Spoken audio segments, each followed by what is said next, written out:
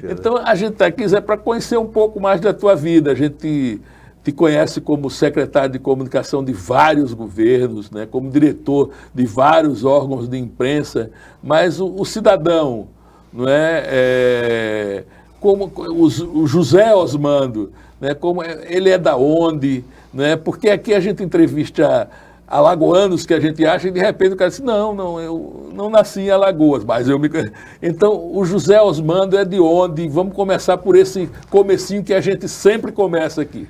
Veja bem, eu me considero de espírito, de coração, de mente, me considero alagoano, com muito orgulho, muita alegria, mas eu na realidade nasci numa fazenda de produção de café que pertencia a meu avô e depois incorporada para meu pai e minha mãe, no município de Bom Conselho de Papacaça, em Pernambuco. Olha, Bom Conselho de? Bom Conselho de Papacaça. Um nome maravilhoso. É conhecido como Bom Conselho, na realidade o nome completo é Bom Conselho de Papacaça, que fica entre Garanhuns e Palmeira dos Índios. Ele divisa com Palmeira dos Índios já em Alagoas. Sem querer lhe interromper, já lhe interrompendo, para pegar essa... Por que Papacaça? Você tem alguma... É uma expressão que tem origem indígena. Bom Conselho tem várias aldeias indígenas e é uma cidade que ficou muito famosa por duas lideranças muito fortes que sempre teve no passado, na política, que eram o Coronel Zé Abílio. Eita, muito Coronel Zé Abílio. Naquela época que Pernambuco era... Quem falava muito dele era o nosso querido Décio Lopes. Pois é, exatamente. Pernambuco era muito dominada por essa figura de coronéis que não tinham patentes militares, mas tinham essa conotação dentro da política. Na realidade, eram as pessoas que mandavam. Força de coronel. Tinham força de coronel, comandavam eleitorado, elegiam candidatos até muita influência com o delegado, o padre, o juiz. Então, Bom Conselho era dominada pelo Coronel Zé Abílio, isso na época em que eu nasci, e pelo padre Alfredo Damaso, que era tão ou mais político do que o próprio Coronel Zé Abílio. E os dois eram amigos, depois se tornaram adversários, e realmente foi uma... E meu avô tinha muita passagem entre os dois, né? E eu nasci aí... Bom Conselho é limite com Alagoas? É limite com Alagoas, é limite com Palmeira dos Índios. Então, com meu avô já com problemas cardíacos, já tinha tido algumas incidências de hospitalização e aí a família resolveu vender a fazenda e comprar uma fazenda em Palmeira dos Índios, uma fazenda que era uma fazenda de produção de coco, que ficava a 5 quilômetros da sede de Palmeira dos Índios. E foi aí que eu vim aos 9 anos de idade e toda a minha formação, toda a minha vivência como criança, pré-adolescente, adolescente, foi em Palmeira dos Índios. E aí eu sempre fui muito ligado a interesse de literatura, sempre gostei muito de ler, e fui estudar no Colégio Pio XII, que era um colégio famosíssimo, que Alagoas teve, em Palmeira dos Índios, que era um colégio de padres da congregação do Sagrado Coração de Jesus, e todos os professores eram padres, eram sacerdotes. Mas era um colégio que dava muita liberdade e estimulava muito a atividade intelectual, a atividade cultural, literária. E aí foi a minha época em que eu comecei a participar dos grêmios literários, a fazer jornal de classe. Nós tínhamos um diretório estudantil muito forte, o diretório estudantil tinha um jornal próprio, era o Juventude Palmeirense, que eu fui diretor. Depois eu criei, quando Palmeira dos Índios ganhou um arcebispado, que foi Dom Otávio Aguiar, foi o primeiro bispo de Palmeira dos Índios, e era uma pessoa, eu ali adolescente, mas tinha muita ligação com ele, e montamos, a diocese tinha uma gráfica, a gráfica estava parada, e eu tive a ideia eu tinha 14 anos de idade nessa época. Ainda era linotipo, né? Era linotipo. Eu tive a ideia de, junto com meu amigo Aloysio Alves, esse publicitário da Chama, que é meu amigo de infância e de adolescência, aí montamos o jornal Folha de Palmeira, que durou 1 ano e 7 meses. Era um jornal mensal que circulava em Palmeira dos Índios e tinha uma boa aceitação. E ali foi uma escola para mim. E eu nunca, a partir daí, eu nunca mais larguei o jornalismo.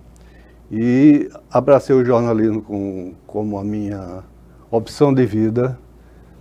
E vim para Maceió, trazido pelo velho Rodrigues de Gouveia, que foi do jornal de Alagoas, dos associados durante muito tempo, responsável pela formação de inúmeros jornalistas, inclusive Aldo Rebelo, que é uma pessoa que trabalhou comigo na redação. E a partir Mas espera aí que a gente já está adiantando esse negócio. Vamos voltar lá para Palmeira. Então, José Ormando, como você já disse, era filho, neto de um produtor de café, o pai herdou, e a mãe também essa fazenda. E como era essa primeira vida aí, você passou pouco nos cafezais, como foi essa primeira infância e depois essa vinda? E quem eram esses pai e mãe de Zé Ormando, o avô, não é? Qual era a participação deles na Palmeira, no Bom Conselho? Você já falou do avô, que o avô, né, vivia entre esses dois líderes políticos, né? Exato. As minhas memórias da fazenda são memórias muito de lúdicas, de brinquedo, de liberdade. De brincar com sabugo de milho, né, como diz a história. De catar caroço de café, o passarinho comia o fruto e caía a sementezinha. Que dizem que é o melhor café que existe. E a gente recolhia aquilo para... Durante o período da festa da padroeira, da igrejinha aqui lá do Nossa Senhora da Saúde, a gente vendia aquilo para poder fazer o dinheirinho dele, para comprar bala, para comprar essas coisas.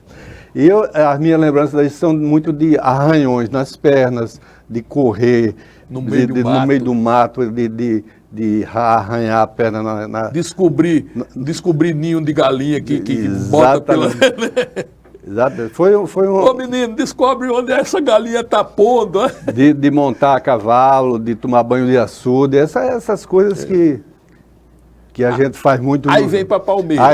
E com um detalhe, minha mãe teve 10 filhos. Como era o nome dela? Dona Zezé. Dona Josefa era chamada Zezé, meu pai era Antônio. Dona Zezé e seu Antônio. 10 filhos. 10 filhos. Toda a educação primária. Os filhos todos vingaram? Todos vingaram. Ela teve um aborto no meio, normalmente no meio as disso. mulheres Teve um aborto no meio disso. Mas dos 10 filhos eu sou o mais novo. E toda a educação primária dos 10 filhos foi dada por ela em casa. Maravilha. Ela tinha uma sala que ela transformou numa sala de aula e ela dava aula para os filhos todos, cada um no seu tempo, né? Maravilha. E para os filhos dos moradores. Então, esse gosto pelo... Então você tem essa memória de ter estudado ali com aquelas pessoas que moravam na fazenda. Exatamente. E com a sua mãe, todas as matérias ela ensinava?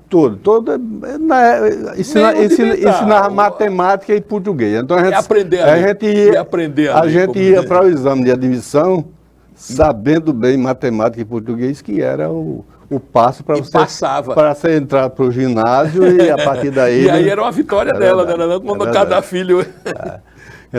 Então, por isso o apego que eu tenho pelas raízes. É que determina o homem, né? Esse momento aí. Pois é, aí de Palmeira, vim em 70... Sim, mas aí foi para isso quando ela dava aula lá na fazenda em Boconselho. Mas essa mudança para Palmeira, você não causou estranhamento? Não, porque Palmeira é muito grande. Mas já era na época também... Já era visitada muito. Já era uma cidade maior, já era na época também de entrar para o colégio. Então foi tudo no tempo certo. E depois da minha passagem por Palmeira, desse meu vínculo dessa minha descoberta pela comunicação, pelo jornalismo, fui fundador, fui repórter da Rádio Educadora Sampaio de Palmeiras, foi a primeira emissora Então, fui repórter, cobri episódios, alguns tenebrosos, como a tentativa de assassinato do Robson Mendes, que era deputado estadual na época, levou vários tiros, mas não morreu. Morreria depois também assassinado, mas nessa época em que ele sofreu esse atentado, eu acompanhei a polícia, eu garotão ainda, mas trabalhando como repórter já. E na minha vinda para cá... Repórter de rádio. Repórter de rádio. Maravilhoso. Repórter de rádio. Em cima da notícia ali. Profissionalmente... Como era esse... Porque era gravador, como é que gravador, fazia gravadorzinho? Profissionalmente, o meu primeiro trabalho foi em rádio.